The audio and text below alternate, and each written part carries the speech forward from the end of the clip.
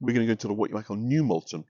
But I thought we would start here because the kind of history, or at least a very substantial part of its history, can be found here in Orchard Fields. If you look kind of down along this kind of slope, this ridge that's in front of us, what you're looking at is remains of a Roman fortress that was based here. Now, for many years, it was known, or it's thought to be called Deventio, sometimes described as Dementio Brigantium, which means Deventio of the Brigantes. And that was what people believed this Roman fort was called. But in more recent times, in the sort of last decade or so, it's been kind of proven that that's not the case. The Deventio was kind of fairly nearby. And so actually, it's now, just looking for it written down, it's called Delgovicia, a strange kind of name. And what you can see here from this kind of interpretation board, let's just start us off with a kind of a routing. So we're obviously not often in York yesterday. Here is the East Coast, Scarborough up here, and you can see Malton sits pretty much slap bang in between the two. So it's a kind of strategic location. It's not a great surprise that once the Romans came and founded a fort here, they'd also do want to put Malton on the River Derwent, so covering off the kind of rivers. And this map down here shows these little sort of triangles are burial places they found. And the Romans weren't allowed to bury inside the fortresses. It's always around them. So across the other side of the river in Norton, lots and lots of burial pits. And there's one lovely one, not lovely, it's the wrong past word, but look at this photo here. It's a burial of an infant that we believe is about from the 4th century. And it's been buried with a ring, but also a little bear, a little charm, a little toy that was found there in the kind of burial pit. So very, very kind of rich sort of pickings, as you might say. So we're going to follow and walk the ridge here. So hopefully you can sort of see, if I kind of pan from side to side, you can see how this kind of ridge sort of drops off. So this, if you like, represents the earthworks. And of course, on top of here, you'd have had fortifications kind of working, kind of to create the sort of sense of a fort running around. Would have been wood originally, later built in stone. And so the kind of Roman settlement is largely underneath the modern town of Malton, where we're going to kind of walk around. So this fort, we think, was located, it's about 18 miles northeast of York, or Iberacum, as it was known, of course, in those days. And they started digging up here in the 1930s. That was one of the first kind of major excavations. And they found a kind of very, very rich source of finds, which if you now visit the Malton Museum, which will pass on the High Street, has got a very, very high quality kind of set of kind of Roman remains. So it really is, a kind of very, very rich source. And we believe that the sort of settlement here was pretty much coterminous to York, insofar as that the Roman settlement at York ran between sort of AD 69 and AD 71.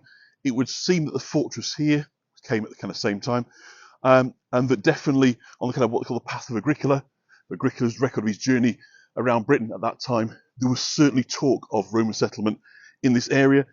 So it was built on the north side of the River Derwent. So originally of timber would have run down to, you can imagine, like a column of kind of timber, kind of sharpened. So it's like a fortress, like a sort of stockade kind of look and feel. But eventually it would have been built in stone. And what we do know is this was a base for a mounted cavalry unit.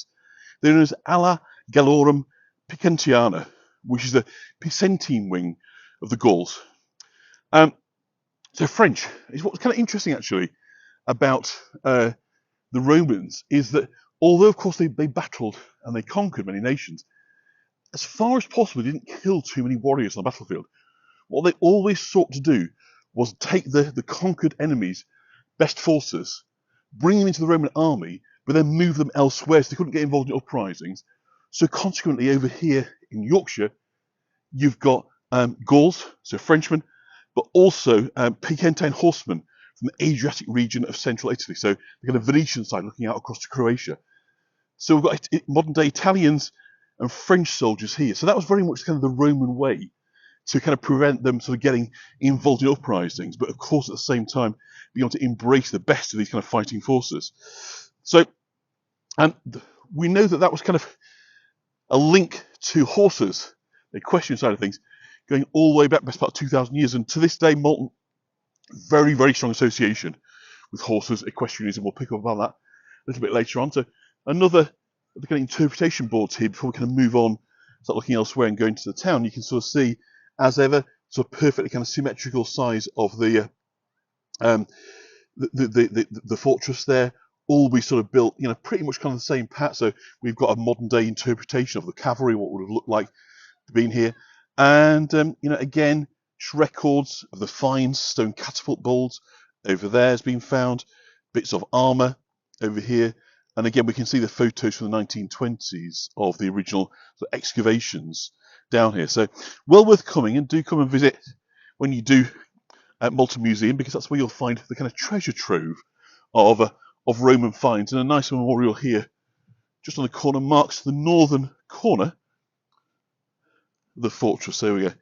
So the northern corner, the Roman fort, ascertained by excavation between 1927 and 1930, lies beneath this tablet. So I'm looking right into the sun, so I don't know what you can exactly see, but hopefully you are able to see that. So, as with many sort of Roman forts, the sort of civilian settlement grew up around the established base, but most of the settlement at this period is on the northern side. So again, sort of facing back down away from us towards the Derwent on the other side. That's where the kind of civilian settlement was. But the Roman road network provided access to the east coast and, of course, the large settlements such as Ibrahim. So, it was very much an established Roman route all the way to the coast, which, of course, where they could, have the ships.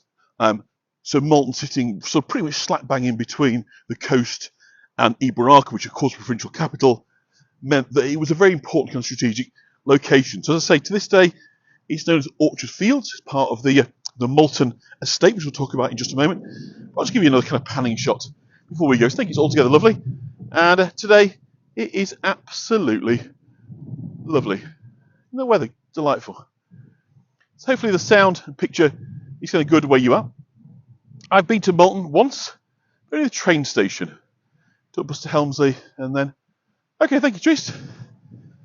Well, hopefully today will make you think that if I ever come again, I shall get off the train and go for a little poke around, because it's, as with so many of... So if you think about York, if you look at a kind of map of it, what you'll see is, because again it's historically it was a major centre, it's like a sort of bicycle wheel. You've kind of got spokes that run out, and on each of these kind of spokes runs out to one of the market towns. So whether that be Takas or Malton or Helmsley, some place we visit, some place we haven't as yet, they are all, if you like, located in reference to York, because York was the major settlement. So the roads out to these places, you then create a major market centre whereby people could come and bring from the neighbouring villages and could come and trade. So again, just another little map there just showing York, Malton, Scarborough, and again, just more of the Roman remains that have been found here. But let's now move on and sort of step up. I don't know if Marlena is watching now or later, but boy, have we got some cute properties for you today. Starting right here on Old Malton Gate. And this charming run of stone cottages incorporate the estate office of the Malton Estate. And the Fitzwilliam Malton Estate, which is linked to Wentworth, down near Rotherham, the largest private house in England. The estate dates back to 1713, when the borough of Malton was purchased by the Honourable Thomas Watson Wentworth. And so he was the man who went on to basically develop and grow Wentworth. Isn't it gorgeous? And how much you can see in that kind of sunlight, you've got the most characterful, beautiful cottages.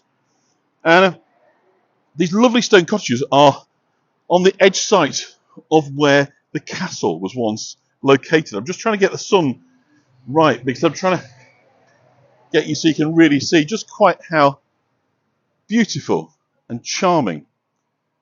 Flowers red, bright and blue. Yes, they are. What a great spot. Isn't that lovely? And again, we're going to see similar a bit later on in Thornton le Dale. Beautiful stone cottages. Everything largely built from stone. So they put an awful lot of money in the estate from the 18th century onwards and really kind of developed these very, very fine buildings. A bit like when we were in Thorpe Arch the other day. We talked about that as well. But aren't they just cute as a button? How can we resist those? Absolutely gorgeous. So this is on the site of the castle. The site of Malton Castle. And originally that was a wooden Motte Bailey. So, a Motte Bailey castle. A tower and a hill, a mound, and then a big white or stockade surrounding it. And that was built by the Lord of Alnwick in the 11th century. So again, part of the story we tell so often, the Norman conquest coming over, and then rewarding his barons, his officers, with tracts of land, with big estates. So a castle's built here, and it was built on the site of the Roman fort, because obviously the Romans had got a great spot by the river, don't reinvent the wheel, so redevelop the Roman site to turn it into a castle. And this was given to Eustace Fitzjohn, who then rebuilt this into stone. What we know is that King Richard I, Richard the Lionheart, visited the castle here in 1189, looking at the original castle wall on the outside. Edward II came here in 1307. It was held against King John by the first Barons' Revolt that led to Magna Carta. And then after the Battle of Byland, the castle was captured and destroyed by King Robert I of Scotland in 1322. So the castle was not repaired and fell into ruins.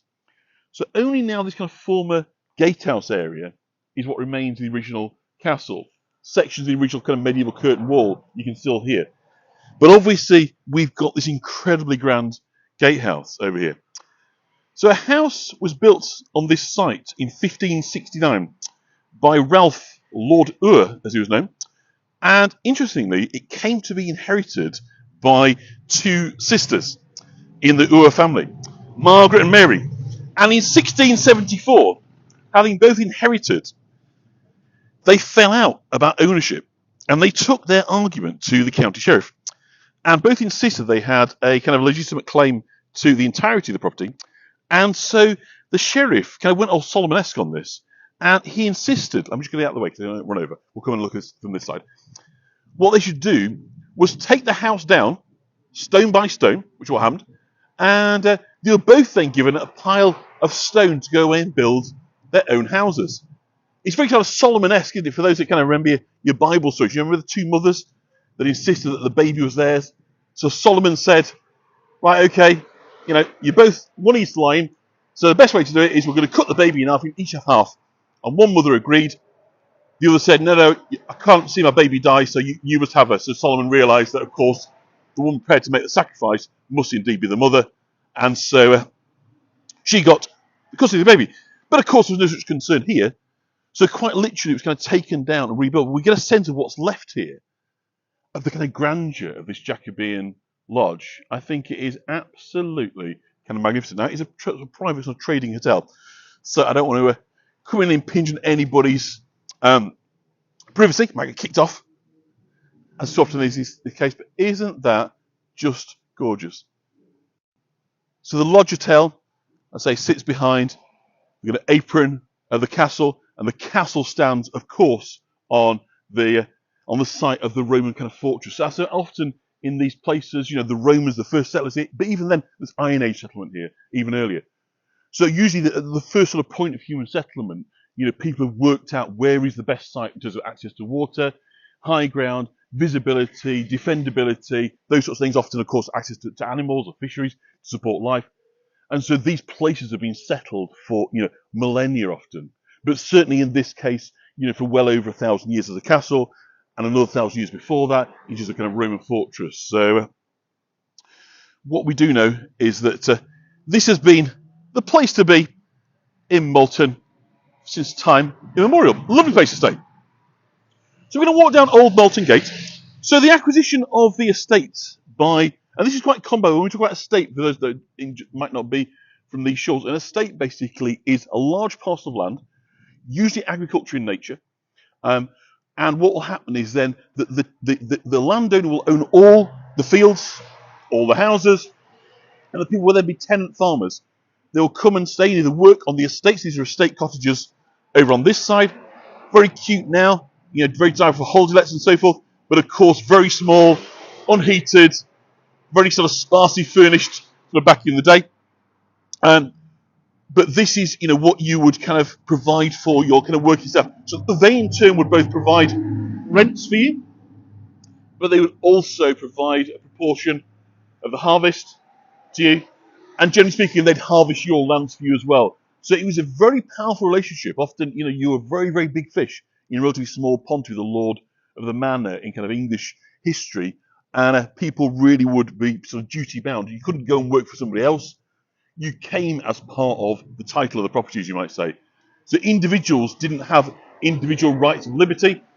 Really, until the sort of early modern period of England, you were tied to the land. You came with the fields, and people were born, grew up, married, lived, worked, and died in the kind of same estates. So once we're talking about an estate, you're talking about kind of parcel of land owned by a landholder that with it came sort of the rights, if you like, to control. But obviously that's sold off in the early 18th century to the Wentworth Fitzwilliams, and then they go about developing into a much more modern town. So we've got a very, very kind of pleasing blend of 18th and 19th century buildings in Malton, interspersed with some much older kind of medieval. We're going to look at medieval church in a minute, and the church. We can link the church back to the early part. Well, the first settlements in the 8th century of missionaries coming across from York, and then the Gilbertine Priory up at Old Malton is about half a mile or so, and that's just a little bit too far to have taken in on today's tour. But we know that certainly from the middle part of the 12th century, a very active community, and that the church we're about to see around the corner is earliest parts date from 1190. So alongside the kind of castle and secular power, as was incredibly typical in Northern England, you get a parallel development of spiritual power. And this is what what the Normans did for the first time, because the Romans, of course, weren't Christian, not really, not in a meaningful sense. So it's under the Normans in the sort of 11th and 12th centuries that you get this unification of power between the church and the state. And consequently, what, of course, that does is it means you've got two overlords. So now not only have you got a lord of the manor that is defining what you do and where you live and how you behave, you've also got the church as well. And when church and estates work together, really people have got very little option other than to kind of follow the rules, to kind of suck it up, as you might say. But of course, with their faith, they wouldn't see it in that way. So this is the Church of St. Leonard and St. Mary. St. Leonard is one of those French saints. We've got St. Leonard's Hospital in York, you may well recall. So one of those that wasn't particularly well known in this country, but came across with the Normans, and then of course as they built churches, they dedicated it to their own favourite saints. So St. Leonard sort of pops up from that point onwards. So the origins of this church were about sort of 1150. The religious community 1190 is the beginnings of this particular. Lovely roses there, colourful flowers. Always nice to stop for the flowers. Rosemary, have to go. Oh, well, sorry to hear that. And buffering a little bit. Oh, well, we'll just keep walking, and hopefully it will improve as ever. The thing to do is walk on. And so, what's unusual about this church is it is now a Catholic church. So it is, I believe, kind of unique in England, insofar as that sort of 400 years after the Reformation, it reverted back to the Catholic Church. So it started as a chapel of ease. The main kind of priory church, the main parish church, was up at the Old Malton. A chapel of ease, by the way, means a kind of secondary kind of place of local worship, but not of important worship. It hasn't got parish status. And so it's very unusual. I think, to my knowledge, it is the only Catholic church that is located in a medieval church. So of course, it started off as Catholic, but then went through 400 years as being a Protestant church, and now has gone back to being Catholic. Now there's beautiful blue sky. The stone against that blue sky really is quite something. So I think that's kind of lovely. And what we know as well is that we'll talk about a little bit later about Christmas Carol. But Charles Dickens, who's got a close relationship with this town, used the tolling of the bell very powerfully in Christmas Carol. If you kind of remember, it's all about time. Time is a kind of motif in Christmas Carol, and the bell tolls, if you remember.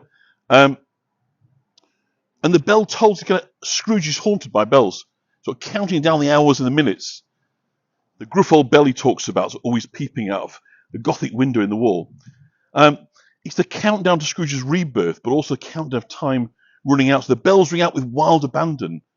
If you remember when Scrooge sort of turns the corner, because they're no longer marking time, and the future is now kind of unconstrained. But up until that point, it's all about. So you get these kind of. It's supposed to start at 1 o'clock in the morning.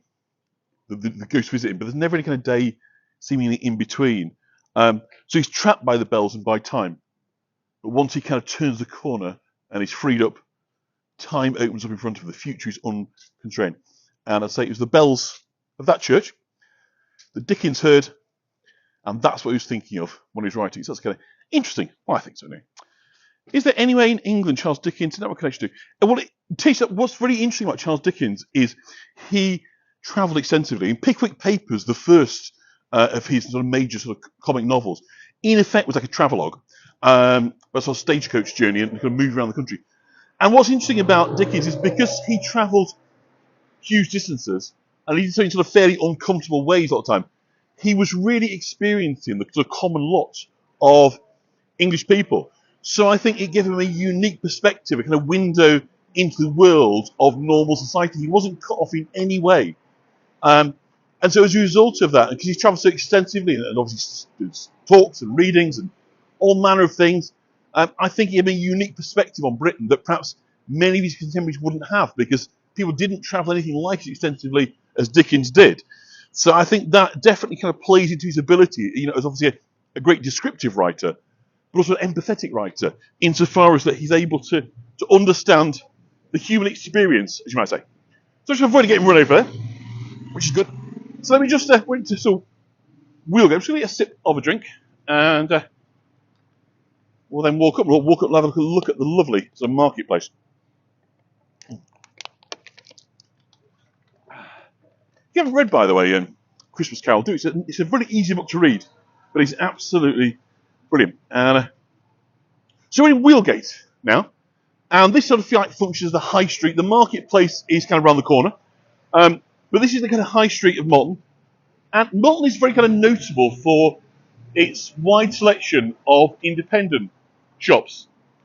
The Malton estate, the Fitzwilliam estate, still owns huge amounts of both commercial and kind of residential property.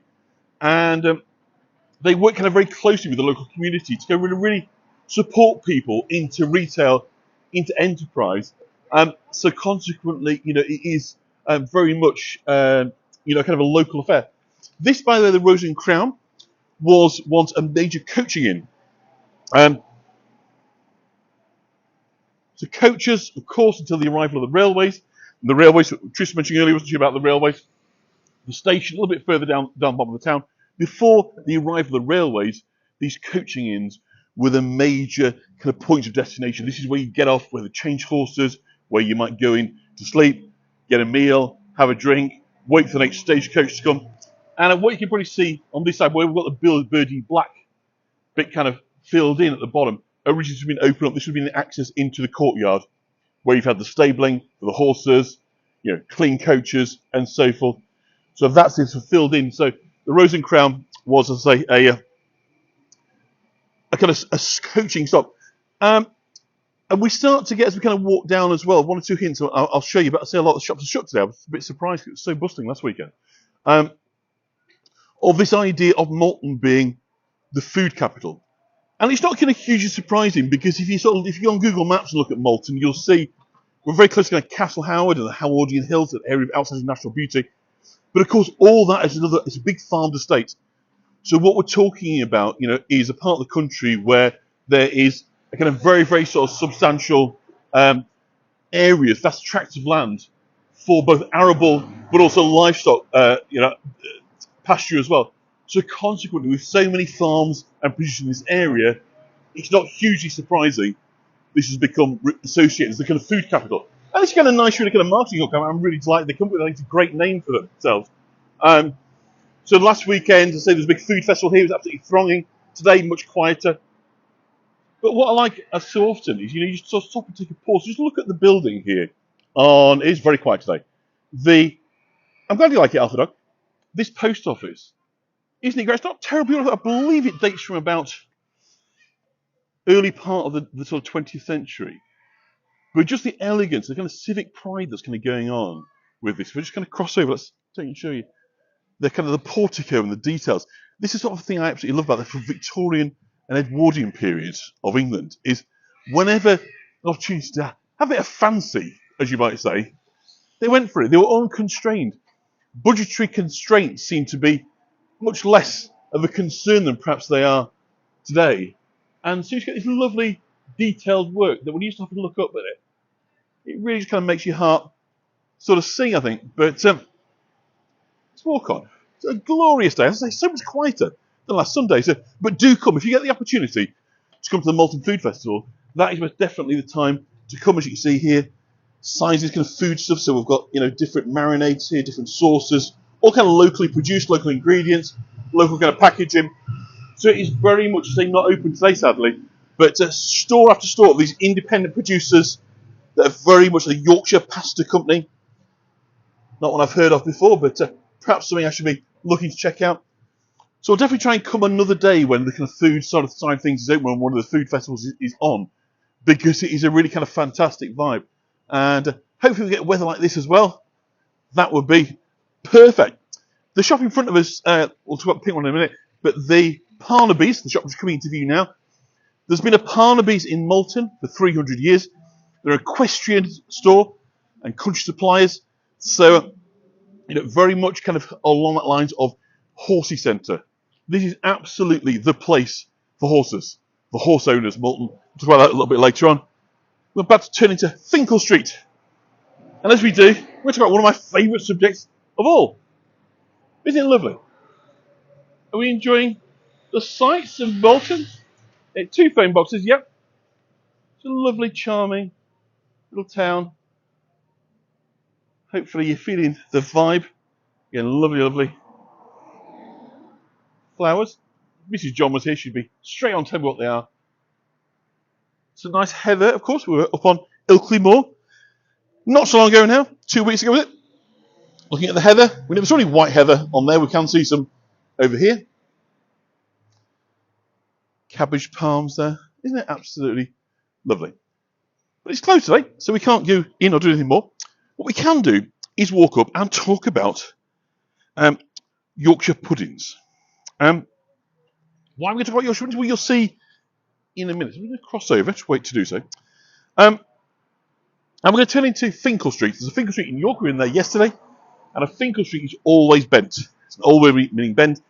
And it's not leading animals into a marketplace. You don't make it straight. If you do, the animals will run and stampede. If you make it bent so they can't see ahead of them too far, they'll walk very slowly, very gingerly. Cross over now. So Finkel Street is where we are. And it's now home, Finkel Street, to one of those kind of iconic murals in Yorkshire. It's fairly recent, but it's definitely here to stay. And it presents the earliest known recipe for Yorkshire puddings. And it was written down by Hannah Glass in the year of 1747. So for those that don't know, the Yorkshire pudding is a kind of baked bread pudding of British origin that is usually served as an accompaniment to roast beef at Sunday dinner. So roast beef and Yorkshire pudding is kind of recognised across the world as a traditional British dish. But the history, actually, of Yorkshire puddings is shrouded in mystery. We really don't know about the origins, and there's lots of similar dishes elsewhere, popovers, clafoutis in French and so forth. So it's not just us that got this kind of crispy baked pancake. But it does seem likely the pudding as we know it was linked to wealthier households who'd have access to wheat flour. Traditionally, poorer people would bake their bread with a mixture of rye and barley flour, and that's heavy, it doesn't rise in the kind of same way. So it seems it was first noted by thrifty northern cooks in the big kitchens with the spit, the turning of the handle, that if you put a batter pudding, it could sit underneath the spit, and the meat, when it was hot, the meat fat and the juices splashing down would kind of create a light, crisp pudding. So it was first recorded in a book called, you'll like this, The Whole Duty of Woman in 1737, which of course was written by a man. And it was listed as a dripping pudding. The whole duty of a woman at that stage was to learn how to make dripping puddings. But a mere 12 years later, Hannah Glass is the first person to write it down using the famous name Yorkshire puddings in her book, The Art of Cookery Made Plain and Easy, in 1747. And Hannah Glass was a very fashionable food writer of her day. So, of course, people took a great deal of notice. So there's now this most marvellous mural. And let me read it out. It says, the original Yorkshire pudding recipe.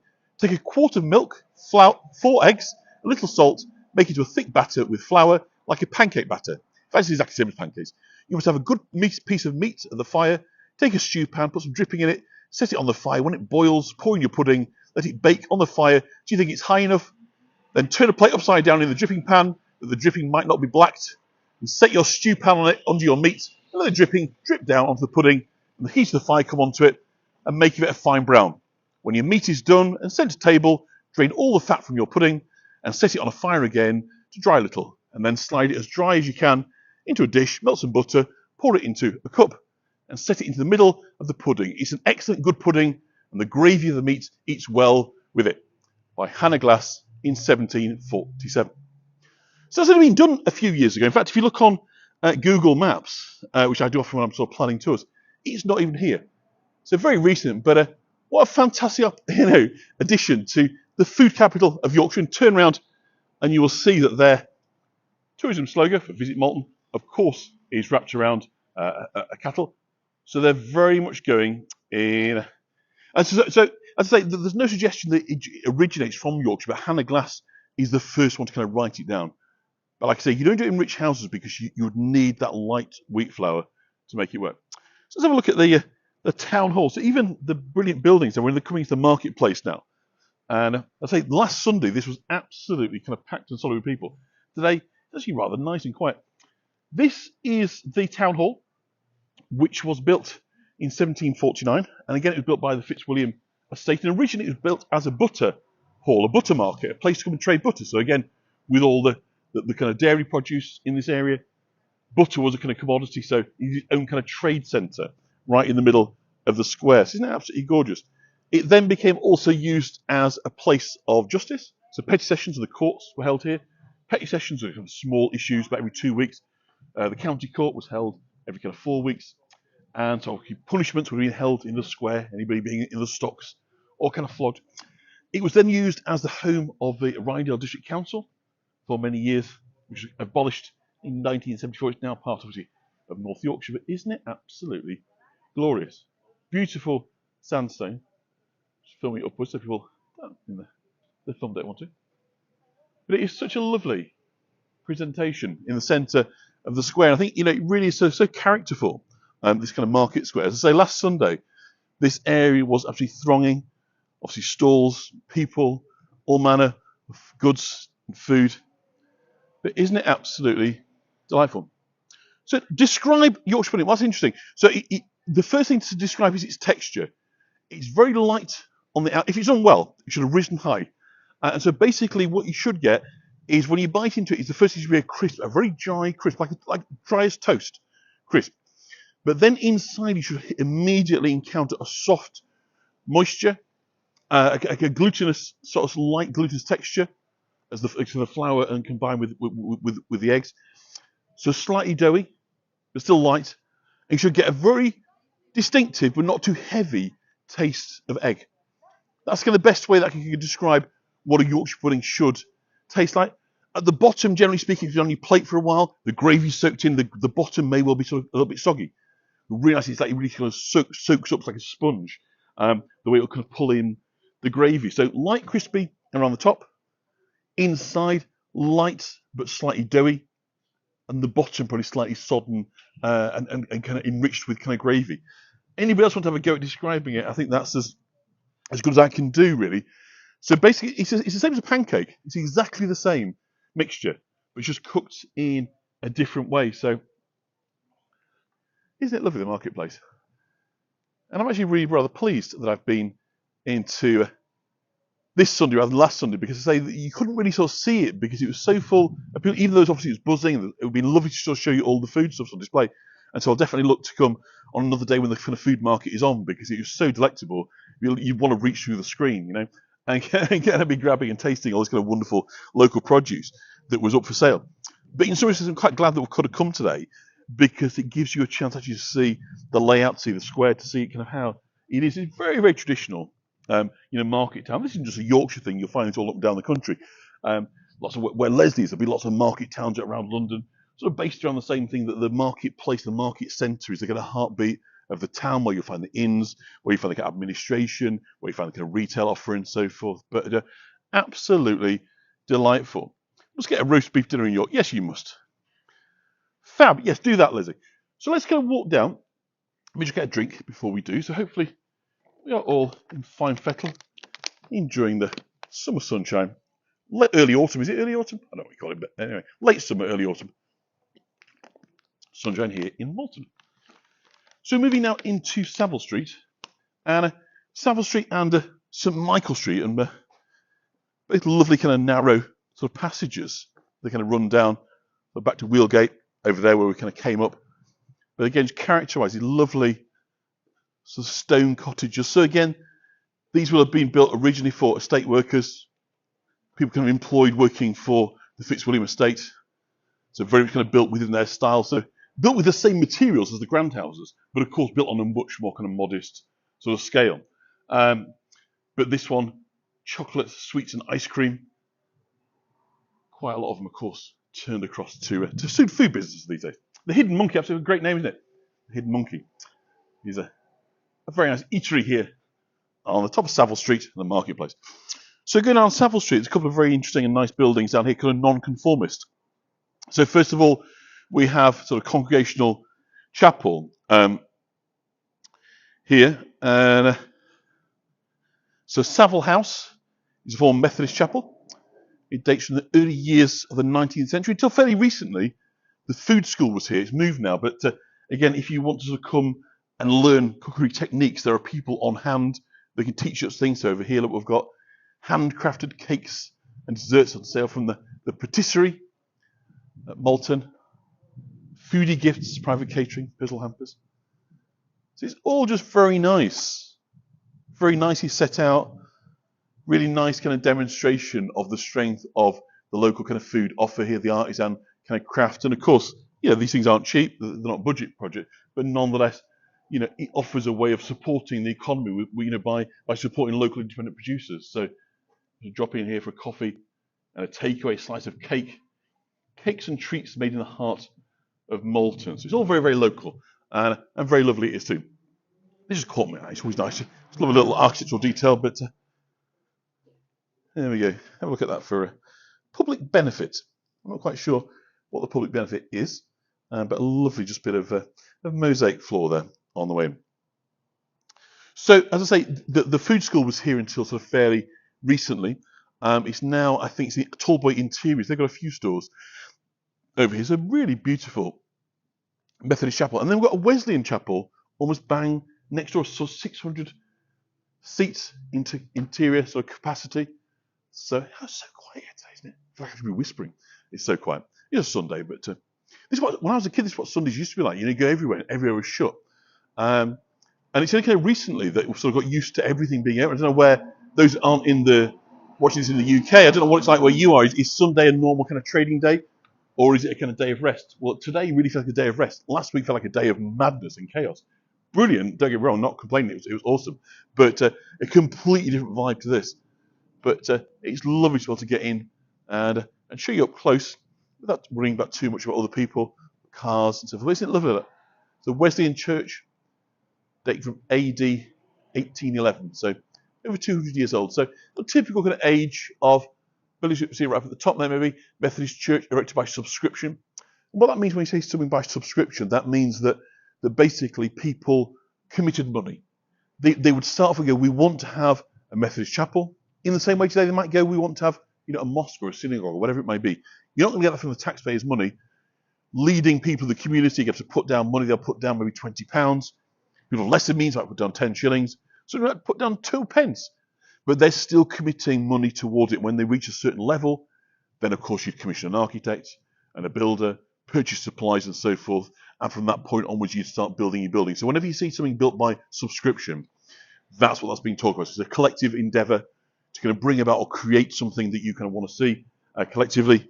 But it's usually around a particular community, often a faith community, or sometimes public libraries. We've done it, or your teaching rooms, reading rooms. So things that would benefit people. So often those were done by temperance movements. So people that were trying to get people away from alcohol, drinking, bad behaviour, gambling and so forth, by creating access to reading and learning, education. So often they were subscription as well. So it's quite a sort of active sort of thing in this country in the sort of Georgian and Victorian period of sort of creating things through people pledging money, basically. So we're coming into Yorkers Gate now. So literally Gate, Garter, of course, as we know, Road, York.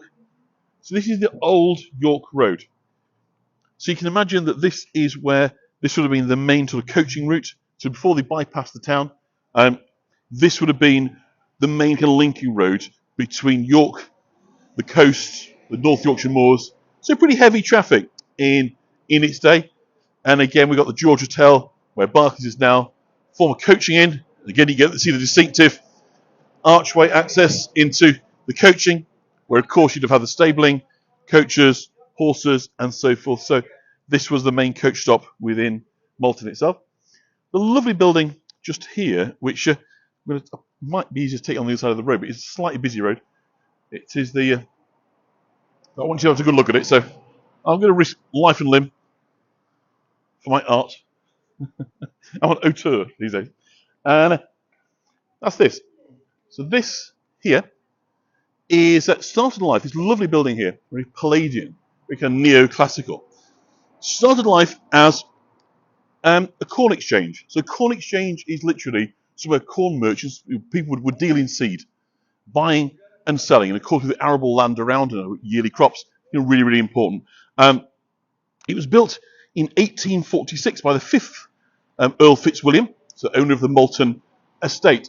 So he built this incredibly grand. You might remember we went to Leeds, wonderful corn exchange there as well. There's one in Manchester too. But it would seem that the kind of neoclassical stylings failed to impress the local farmers, and they preferred to do their deals in the marketplace. So it gradually fell into kind of disuse, used for kind of occasional talks and so forth. It wasn't really used, so it then turned into a cinema in 1915. Originally it was known as the Exchange Cinema, but then in 1934 it changed into the Palace, which is what it is today, the Palace Theatre. And it incorporates an indoor shopping arcade as well, which is kind of unusual. It's not something you'd expect to find within it. But it's still running to this day, which is kind of fantastic. And we were talking earlier about Charles Dickens as link to the town. And let me just tell you a little about that before we go down a kind of very narrow space over the road. So his link to Malton stemmed from his friendship to a chap called Charles Smithson. And Smithson was a member of a solicitor's practice who practiced in Chancery Lane, where we'll get to go in a moment. And he was also part of a firm in London, Smithson and Dunn. So Charles Smithson was born in Malton on Christmas Eve in 1804. And at the age of 19, Smithson became articled to his eldest brother John in Chancery Lane here in Malton, where he and his father were partners. And today the building's marked with a plaque, which I'll show you in a minute. I'm just going to try and cross over where this traffic's gone. But when Smithson's elder brother John died at the early age of 39, Charles moved to London to continue his training under the auspices of his older brother Henry. And this is where he came across Charles Dickens. But 3 years later, their father died, which necessitated Henry returning to Malton to carry on with that firm, while Charles remained in London, and he handled details, sort of financial details. Dickens acted as a surety, a financial guarantor for a friend of his on purchase of property, and Smithson basically did the deeds. That's how they got to know each other. But the kind of harsh realities of Victorian life that kind of Dickens describes in his novels were amply kind of demonstrated by the Smithson family fortunes. Kind of lifespans were really short. So in 1840, the following year, Henry followed his father and brother John to the grave. And this is a kind of relatively kind of well-to-do family. They're kind of wealthy, so it just shows that even amongst the wealthy comfortable, life expectancy is real short. So Charles Smithson, at this point Dickens' friend, is compelled to leave London and take over the Chancery Lane practice here and the duties of the town bailiff, which had previously been carried out by his father and his brother. And his homecoming wasn't particularly a happy event for him. He didn't really want to come. What we know is that Dickens was a regular visitor to Charles here in Malton, but that Charles Smithson sadly died in 1844, aged only 39 years. And his office is about seen now in Chancery Lane. We know that Dickens attended the funeral at Old Malton, leaving York in a post-chaise carriage at 7 a.m. on the 5th of April, arrived just in time for the funeral at 9:30 a.m. So no doubt this kind of speedy journey of a rough, even uneven terrain was very uncomfortable. Now, unusually, as a solicitor, Smithson died without leaving a will, and Dickens wrote a letter to his wife Kate from Malton, dated the 6th of April 1844, describing how he and the Smithson family had searched high and low at the office in Chancery Lane, which is here, and Abbey, which is the Smithson's home, near the church in Old Malton. And he wrote, there appears to be no doubt whatsoever that he died without a will. Every place has been searched that could have been thought of, and nothing has been found. Hi, Helen. But Dickens didn't forget his friend. Charles Smithson lives on as Mr. Spenlow of Spenlow and Jorkins in David Copperfield. And on the death of Mr. Spenlow, we also find that he also failed to leave a will. And although the novel Christmas Carol we talked about earlier, published in December 1843, was not written at Malton, the Smithson family were told by Dickens that the office here, you're looking at here in Chancery Court, was the model for Scrooge's office. As I mentioned earlier, the bells were the bells at St Leonard's Church. So you can imagine, this is the counting house, look. Becomes the Counting House Museum, where Ebenezer Scrooge lived and worked. Of course, Dickens transplanted it to London. Isn't it wonderful to think this is what was in Dickens' mind when he was sitting there writing one of those iconic stories in the history of English literature, Christmas Carol. He was thinking of the office of his friend Smithson on Chancery Lane here in Malton. Isn't that lovely? So next time I might do a longer sort of section. I might go up to Old Malton, the Priory. We'll do a sort of fuller story of Dickens, because he's got lots and lots of links, and lots of his characters are based on people he came across here in Malton. So maybe we'll do a Dickens theme one, perhaps around Christmas. That'd be nice, wouldn't it? Because I know they do Dickensian Christmas, so we'll do a Dickens Christmas tour from Malton, I think, and we'll really dig deep into the links with Charles Dickens and this lovely, lovely town.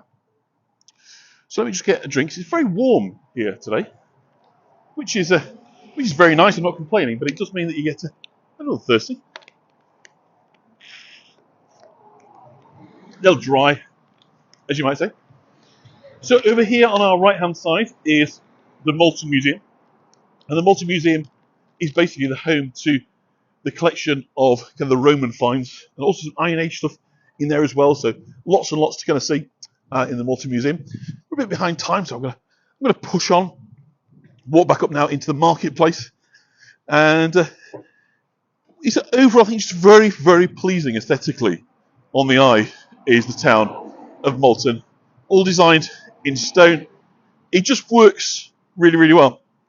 And I think there's an awful lot for us to like and admire in the work that was done by the Wentworth Estate, Fitzwilliams, to bring up. And look at these sort of Georgian shop facades up here, Victorian, really just sort of characterise the absolute charm of the place. We're going up a slight hill, but what a lovely, I'm looking at that, and I'm really, really pleased with the aesthetic that we're kind of capturing. You walk up here with different painted colours, different frontages, all add just so much character, I think, to this lovely town. So we're on the other side now of the market square. We've sort of explored one side. We're coming back, we're going to see the church now, often as the church on the market square. St Michael's Church, it's 15th century tower over on our right hand side, coming into view. You might see there the sign of the New Malton. We are in New Malton rather than Old Malton. Old Malton. It's about half a mile away from here. Isn't that gorgeous? Just sat on the square, so make sure I don't get run over. So, of course, if I say shambles, you're going to know exactly what I'm talking about, because you visit the shambles so many times with me. But York has not got the only shambles. Far from it, lots of places got shambles. Anglo-Saxon term meaning meat market. So York, of course, isn't going to have the only claim in it. The shambles we're about to walk through here are not in their original location. They've moved somewhat, but they've been in the same place since the 18th century. And now they form a kind of thriving antiques market. They still route up towards the livestock market, which we're going to walk through, so you can see where the twice weekly markets are. But what a gorgeous day. I'm so taken in. The British Subscription Library, there you go. Yeah, lots of subscription libraries. So it's always about the education of people, you know, the improvement. Generally speaking, whether it's through faith or education, that was what kind of tends to drive it. So this is the shambles. All closed today. I can't understand this really. Why close on Sunday, but there you go. This is the shambles of Malton. So lots of just individual kind of craft artisan. It's really like a ghost town. I know, it's so quiet. Each one a little bit different in what they offer. So fascinating rhythms here. So music shop, there's like to go through the racks looking at the vinyl. You'd be happy. You've got cobblers. That's a sight. You don't see that very often. When I was a kid, all the shops used to have this on. It stopped fading in the shop windows, but these days You don't see that character often. But a very characterful, very nice antique store over here. So it's all open last Sunday, so it must be just when it's on the food festivals and food markets, things are open on Sunday. But anyway, not to worry, isn't it delightful? And that brings us out then into the livestock market, which is a kind of really sort of good reminder to us that this is still very, very much a agricultural and agricultural community. So you can see here from the stalls, twice a week we've got a livestock market. Let's walk around this way. That is held here. So of course, noisy bleating. And if you ever come on a kind of livestock market day, you've got all these fellas sitting there looking very, very traditional Yorkshire fellas, their kind of flat caps and taciturn. They grunt. The auctioneer, because it's all done by auction, you're bidding on kind of sheep and cattle and so forth. But you'd never know what was kind of going on from the outside. They have their own kind of secret language and code. It's all sort of very close to their chest. The auctioneer's got a heck of a job. They've really got to be kind of attuned to the kind of signs and the mood of the room, what's kind of going on to kind of suss it out. But it's just, I think, it's a nice link. Apologies again to those that are against farming of animals. I appreciate that. But that this isn't artifice, this foodie capital. It is still very much a living, breathing agricultural centre. So that is, kind of reflected here. And it's also, of course, we're into Horse Market Road now. Malton, of course, has this very, very long association with horses. And we know about the history of the kind of Roman cavalry here, but it even predates that. What we know is that the Parisi tribe, a Celtic race who settled in East Yorkshire long before the Romans, used to race into battle using lightweight two-horse chariots. So it's not exactly a sport, but they certainly saw, horses as a kind of intrinsic part of who they were and kind of what they did. It demonstrated the importance of horses in the lives of people in this town kind of more than 2,000 years ago. What we do know is that in October of 1664, a well-travelled merchant, alderman of York, chap called Marmaduke Rawdon, passed through Malton, noted as the greatest horse fair in England. And so William Strickland, who became MP for Malton in 1689, built a hunting lodge just outside the kind of town centre. It's an impressive mansion on Yorkers Gate, where we've just been a few minutes ago. And he used to entertain his sporting friends. And in 1692, a race meeting was held nearby Langton Wold, a few miles outside, still used today. And it was set up as a training gallops, which is what it's used for now, and then a race course. By the 18th century, Malton could rival kind of Newmarket, Ascot, Goodwood, Epsom, all these places. It was called the Newmarket of the North. And it was kind of reckoned in the 19th century there was more stables here than beds. In 1801, Earl Fitzwilliam built a stand at Langton Wold, and his popularity as a racing venue absolutely soared, particularly for him and his friends. Now, today there's no racecourse here, but that legacy lives on. There's 11 stable trainers here, racecourse trainers, sort of based in and around the town. So that link very much kind of still absolutely live.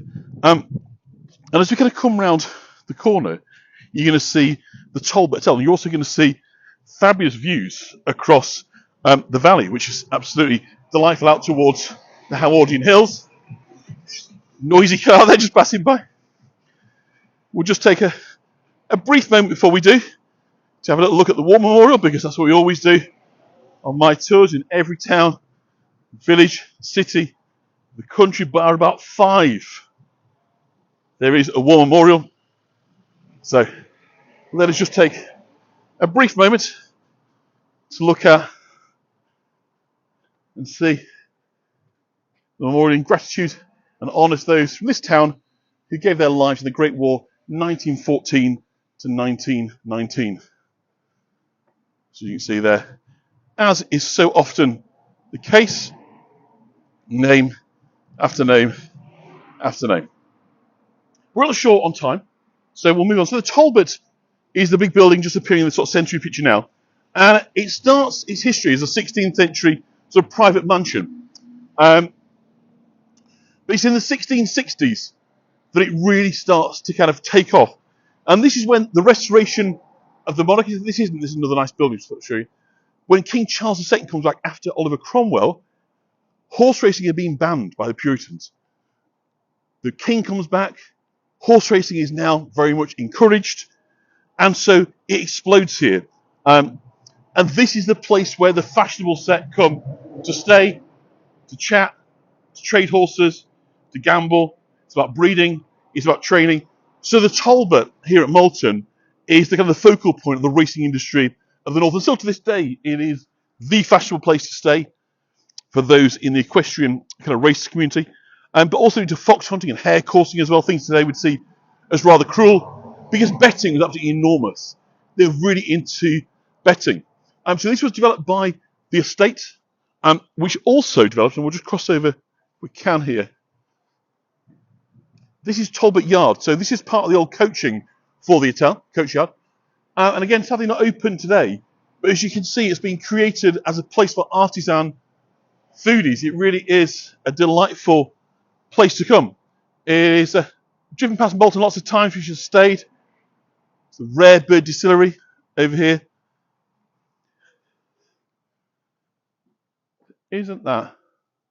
Absolutely. And actually, the ice cream parlour is open. So we've actually finally found somewhere in Malton that is open on a Sunday. So I'd say it's all rather different last week when we had Florian Poirot is open as well.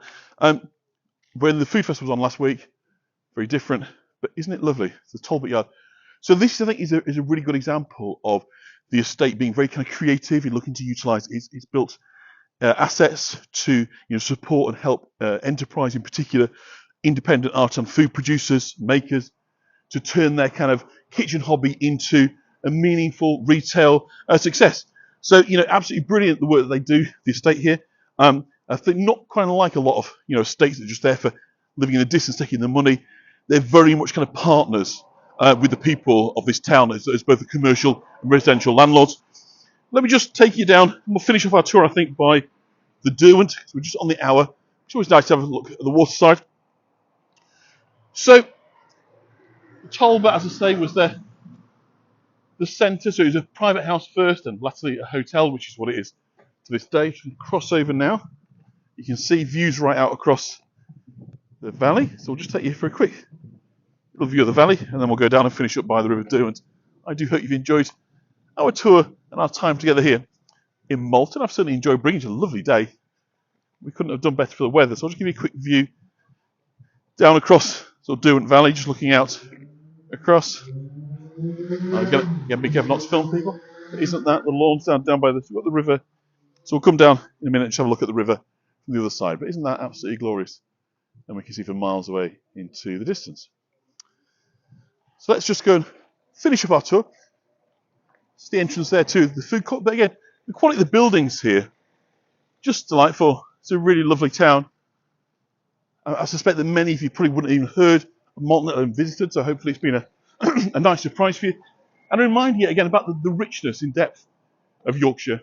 Yes, you may have heard of York and think, I want to come to York, but there's so many places in and around York, within an hour's drive of York, within an hour and a half's drive, that are just so wonderful that it adds up to a really kind of compelling offer, not just to come for a couple of days and a weekend, but to try and think, maybe come for a week. Hopefully, you never know, you might get good weather like this, and then be spoilt for choice, place you can go. But if it's wet, it's still just as pretty, just not quite as nice to be there. But there you go. That's England for you, isn't it?